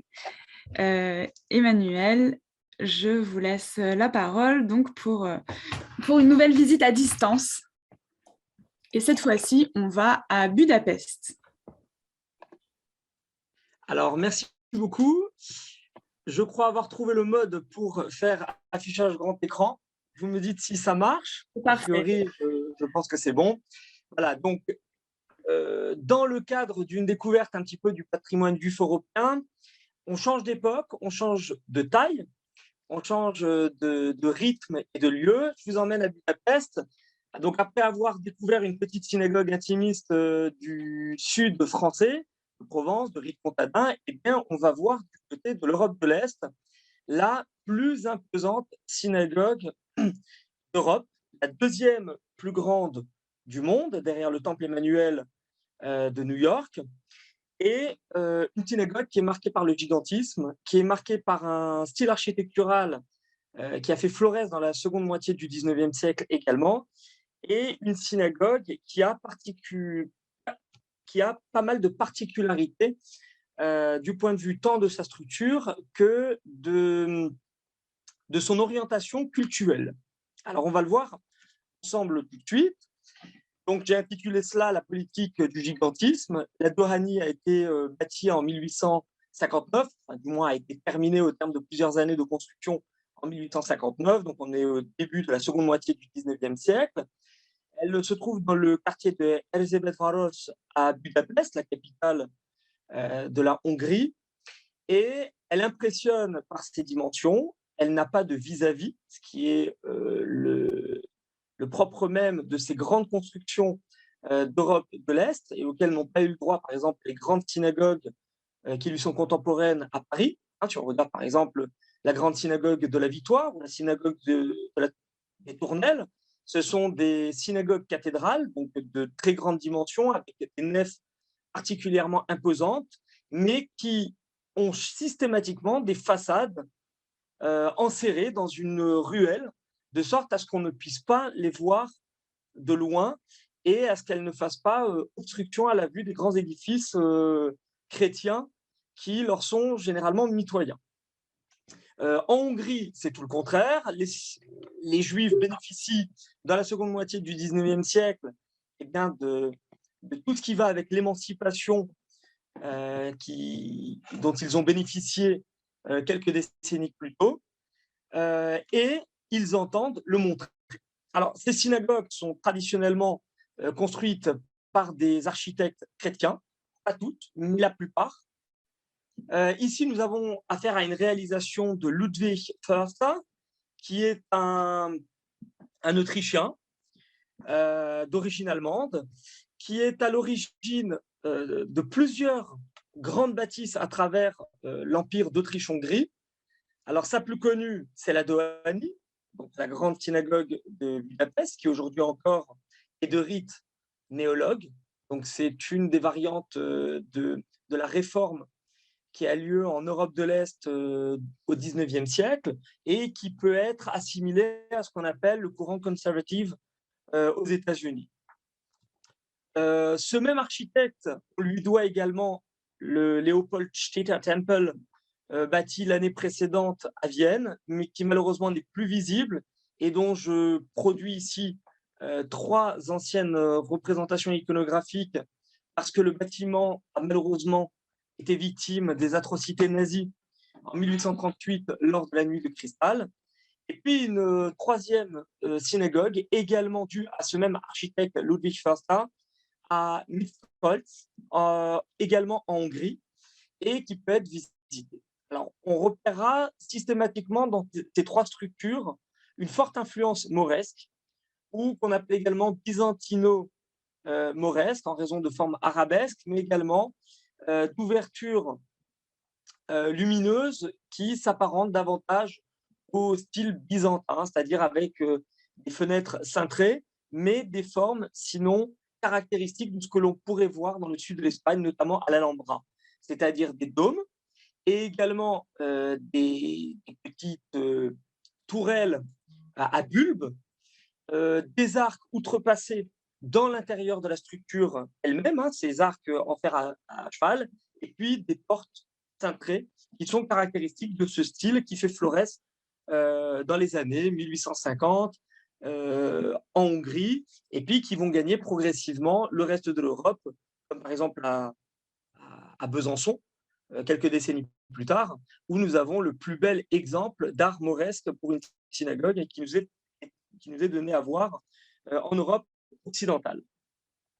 Alors, à l'intérieur, nous avons un mélange entre art mauresque et art chrétien.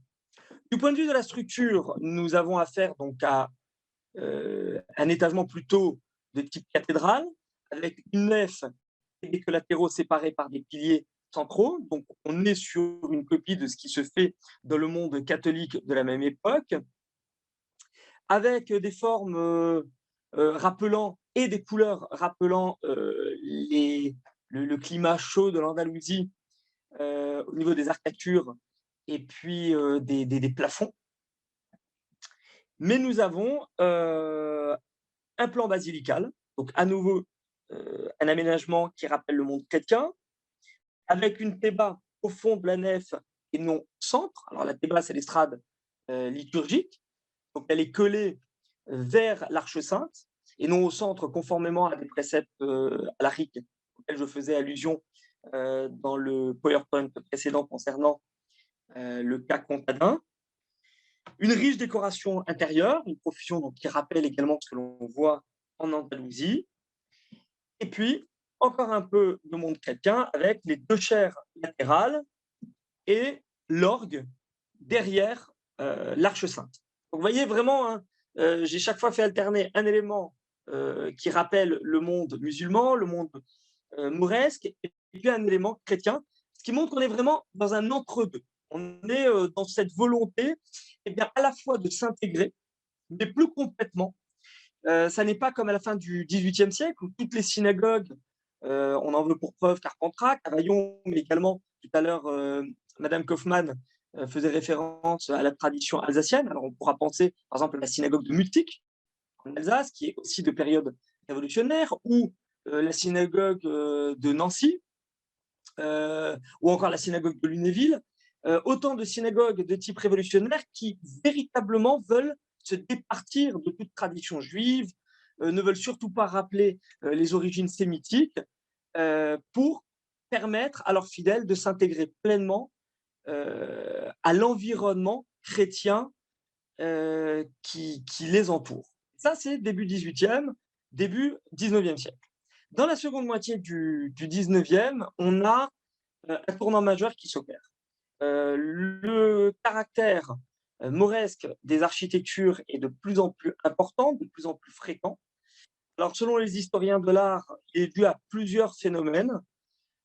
Premièrement, les Juifs sentent l'antisémitisme ressurgir et donc ils se rattachent de plus en plus à leurs origines judéennes. Donc ça, on en veut pour preuve l'architecture voulue par certains architectes de synagogues comme Domhold en Hongrie, qui lui est juif et qui a recours à ces formes mauresques.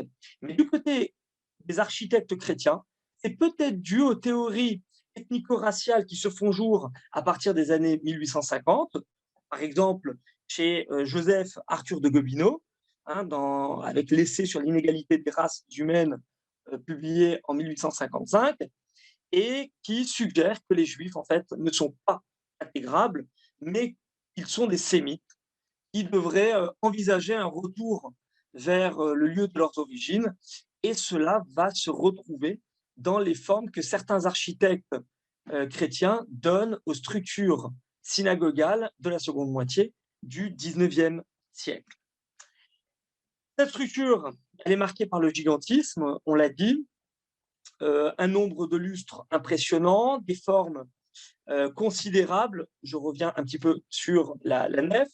Donc 75 mètres de longueur, 27 mètres de largeur, une volonté de copier donc, dans ce gigantisme eh bien, les structures chrétiennes de la même époque, mais aussi une volonté de pouvoir accueillir le plus grand nombre de fidèles pour un pays qui, à ce moment-là, compte quelque chose comme 700 000 à 1 million de fidèles. Alors, les chiffres varient parce que les frontières varient à la même époque, mais à la veille de la Seconde Guerre mondiale, on est autour d'1 million de juifs en Hongrie. Et à Budapest, aujourd'hui encore, d'après les statistiques non officielles, mais qui sont fournies par des démographes comme De la Pergola, il y aurait quelque chose comme 60 000 juifs à ce jour encore dans la capitale hongroise, soit la 4e communauté d'Europe.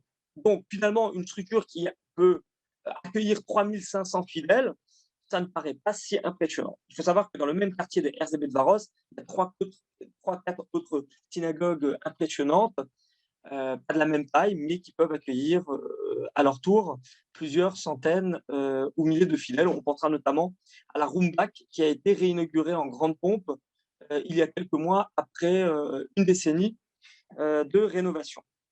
Alors, pendant la Seconde Guerre mondiale, la structure intérieure a été endommagée parce que la synagogue a été vandalisée par les Croix fléchées, qui était le parti pro-nazi allié d'Hitler en Hongrie.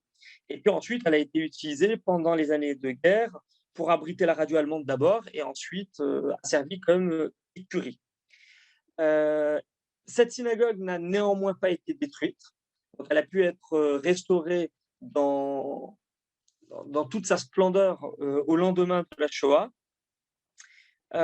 Et en 1996, une dernière période de rénovation a été terminée pour la modique somme de 5 millions de dollars, avec l'aide généreuse de 2 grandes célébrités d'origine hongroise, la reine des cosmétiques Estée Lauder et l'acteur Tony Curtis, dont la fille, Jamie Lee Curtis, connue pour le film True Lies notamment, s'est faite remarquer, Jamie Lee Curtis s'est faite remarquer pour la rénovation d'une autre synagogue de Hongrie, pas plus tard que l'année dernière, puisqu'elle a également fait don d'une partie de sa fortune pour la rénovation d'une autre choule où avaient prié ses grands-parents avant la Seconde Guerre mondiale et le départ de sa famille pour les États-Unis. Alors justement, parlons un peu des États-Unis et faisons honneur à Emmanuel Bloch en direct de New York, puisque la synagogue Dohany de Budapest a inspiré une des synagogues les plus célèbres de la métropole américaine, la Central Synagogue de Manhattan, qui date de 1872 et qui a le mérite d'être la plus ancienne synagogue encore en activité à New York, qui accueille une congrégation, là aussi, de rite réformé.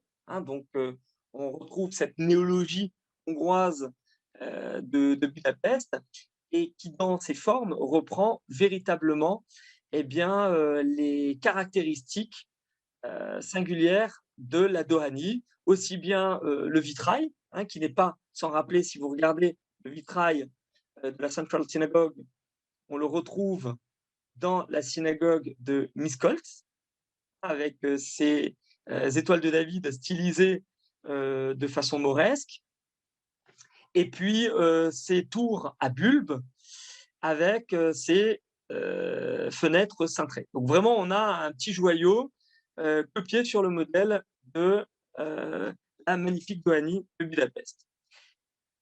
Cette synagogue, comme celle dont je parlais plus tôt pour la Comtadine, abrite également un petit musée que je vous invite à découvrir avec de magnifiques joyaux qui ont survécu à la Seconde Guerre mondiale et qui sont désormais entreposés dans les fonds de la Dohany, où ils peuvent être observés en semaine, puisque la semaine, l'entrée est payante dans la mesure où la synagogue est un musée. Le Shabbat, en revanche, elle est utilisée comme toute autre synagogue, puisqu'elle n'est pas désaffectée ni désacralisée, mais par contre, il faut savoir qu'elle est de rite reformed, néologue.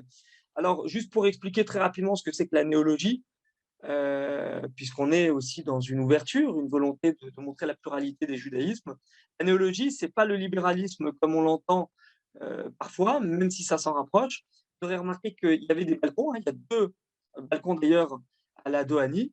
Les femmes sont séparées des hommes. En revanche, il y avait une Shabbos Goy pendant très longtemps, et cela se fait encore aujourd'hui, qui joue de l'orgue pendant les offices du Shabbat, qui s'est également produit en France, pour ceux qui ne le savent pas, par exemple à Bordeaux, où récemment, eh bien, le président a cherché à restaurer l'orgue, mais en indiquant qu'il ne reviendrait pas aux offices avec orgue pendant le Shabbat et que ce serait simplement pendant les cérémonies officielles et les mariages que cet instrument serait en usage. Voilà, donc pour retrouver toutes ces informations, vous pouvez consulter ma page Facebook, Patrimoine et culture du judaïsme, ou vous rendre sur ma chaîne YouTube, où je poste des chroniques hebdomadaires, et me joindre, si vous avez des questions, à travers les 2 mails qui me servent de support professionnel. Je vous remercie pour votre écoute.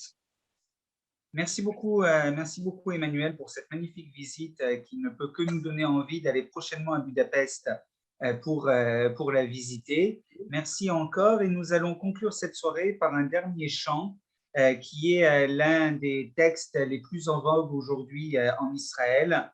C'est un chant toujours un peu particulier où nous demandons à Dieu de pardonner nos fautes, mais sur un air extrêmement guiré, beaucoup plus guiré que n'est le texte, et c'est peut-être pour cela qu'il connaît une telle célébrité ces derniers temps, notamment en Israël. Adon selichot bochen levavot gole amkot dovet tzedakot hatanu lefanecha rachem alenu hadu beniflaot ותיק בנחמות, זוכר ברית אבות, חוקר כליות, חטאנו לפניך, רחם עלינו, טוב ומטיב לבריות, יודע כל נסתרות, כובש עוונות,